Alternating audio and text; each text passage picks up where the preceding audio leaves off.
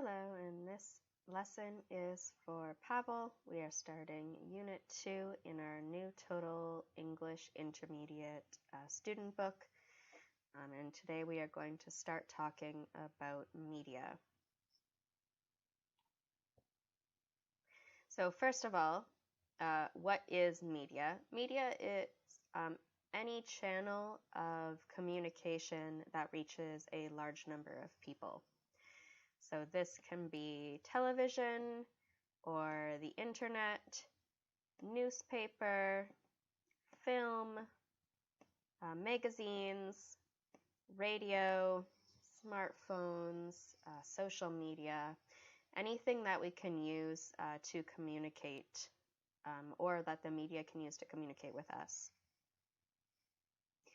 So today we are going to focus on film in this lesson. So first of all, film. Film meaning movies. We have lots of different types of film or kinds. When we talk about these, we use the word genre. So some common forms or genres of films are comedy. Comedy are meant to be funny, entertaining, humorous. They make you laugh. We also have drama, which is more serious or emotional, and they're often very tense. Tense meaning they build tension. We have horror. Horror films are scary. They usually are very dark. They often include violence. Sometimes we describe them as gory, meaning there's lots of blood. We also have documentaries. Documentaries are non-fiction, meaning it's not following a story. It is filming something in real life. Very often they're scientific and they teach us something. And like I said, they're meant to be real. Animated. Animated means they're cartoon. Very often they're family friendly, meaning they're appropriate for children or younger viewers. Sometimes they are short, very short, like about 5 minutes long, or sometimes they are full-length movies. Musicals, as you can probably guess by the name, musicals involve lots of singing and dancing. Instead of the characters communicating through conversation, they'll usually communicate through song.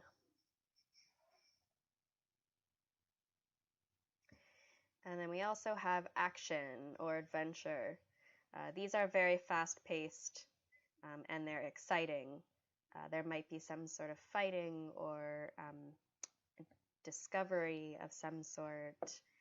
An example of an action film would be like Star Wars or Jurassic Park.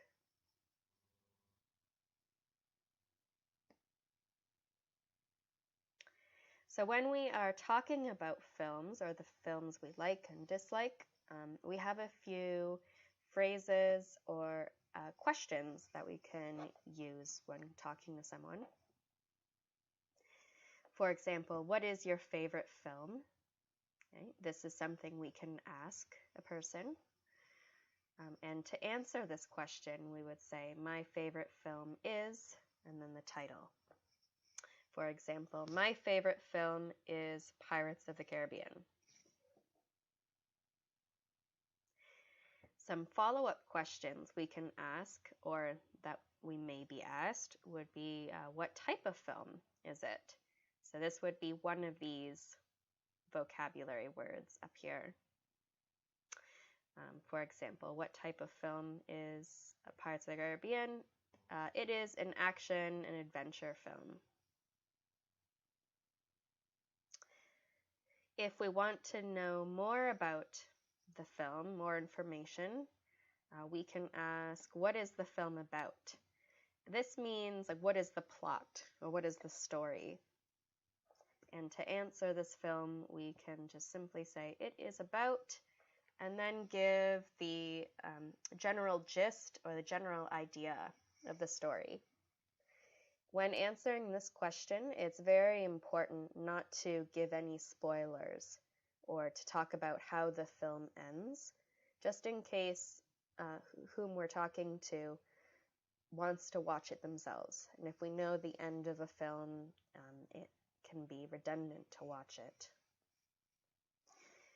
So if I were to answer this, what is the film about for Pirates of the Caribbean, I would say it is about a ship of pirates that are cursed to be undead, meaning they cannot die, and they are searching for a particular treasure that can lift this curse so that they can live a more human life.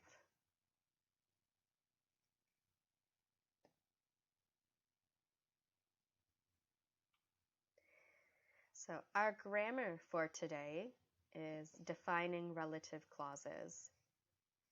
So defining relative clauses define or specify who or what we are talking about and provides essential information about a person, place, or thing. How we write these or say these is by introducing them using pronouns such as who, which, that, when, where, and whose, depending on what or who we're talking about.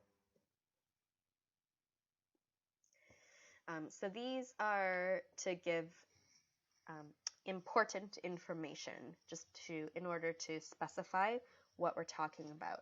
Otherwise, our speech or our writing would be too vague or not enough information. So if we are talking about a person or people, we can use, we would introduce our defining relative clause with that or who.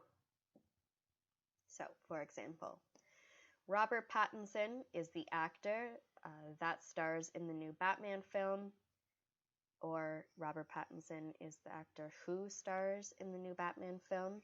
Both are acceptable because it is a person. So the who stars in the new Batman film is our essential or important information. If I were to just say Robert Pattinson is the actor, this isn't enough information. We need more for our listener or our companion to know what we are talking about.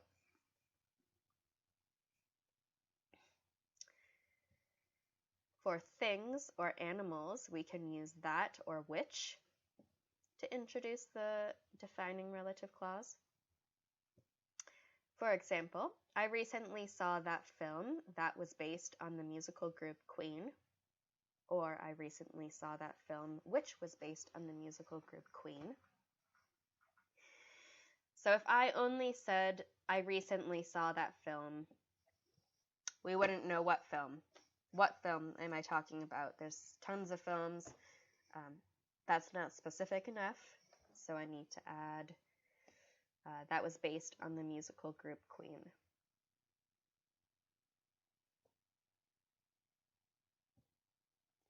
For places, we use where.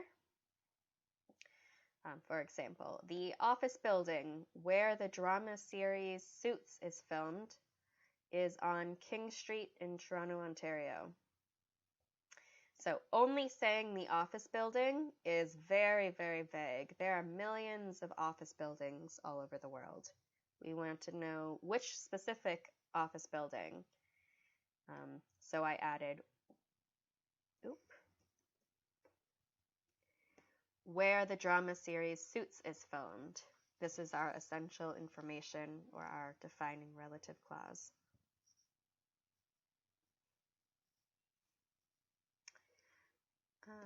Okay, we use when for time. For example, I was 12 years old when I decided I wanted to be a teacher. A very popular phrase in English is, or when you're reminiscing, meaning talking about past memories. We say, well, remember that time when we did whatever. It's a very, very common phrase. In English, we use it a lot. Our native speakers use it a lot. Like I said, when they're reminiscing or we're talking about the good old days.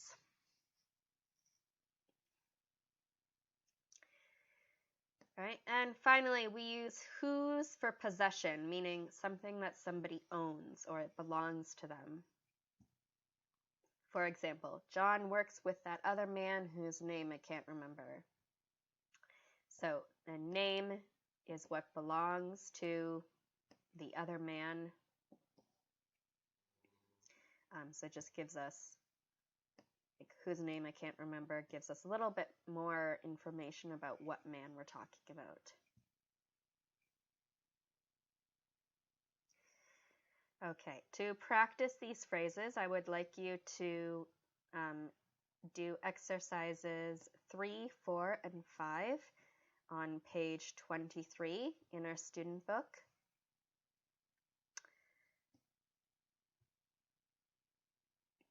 This is here.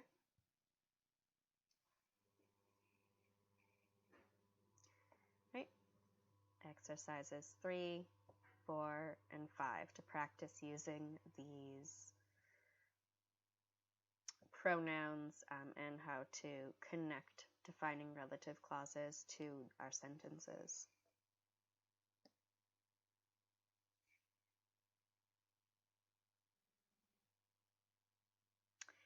Okay, and our last speaking lesson for today is phrases we can use to give our opinion or to agree or disagree with someone. So some phrases we use to give an opinion are saying, I see, or I guess, I think, or I guess. This is how we would introduce our opinion. To ask for someone's opinion, we can ask them, what do you think? Or what's your opinion?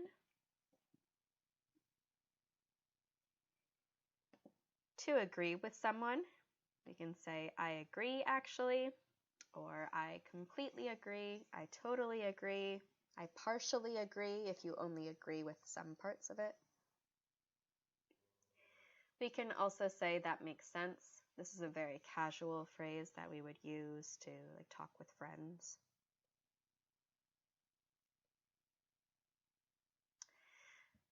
On the other hand, if we want to disagree with someone, we can say, that's true, but this is a very polite way of how to disagree with someone. We want to acknowledge their opinion, so that's what the that's true is for. And then but, and then what we actually think. We can also say, I'm not sure about that.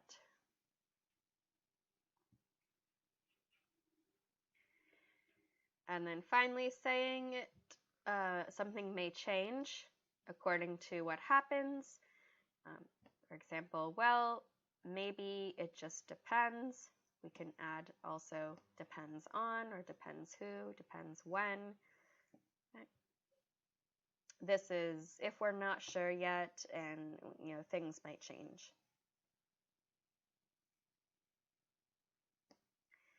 All right, so for homework, in addition to the grammar practice on page 23, I would like you to watch this short animated film in this link here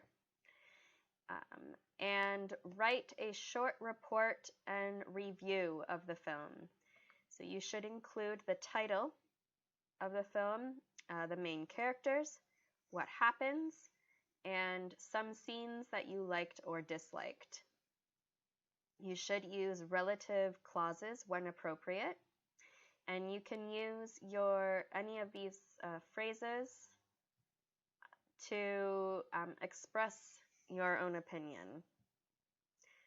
So your summary should be 7 to 10 sentences. All right, and that is the end of our lesson. I will see you next time.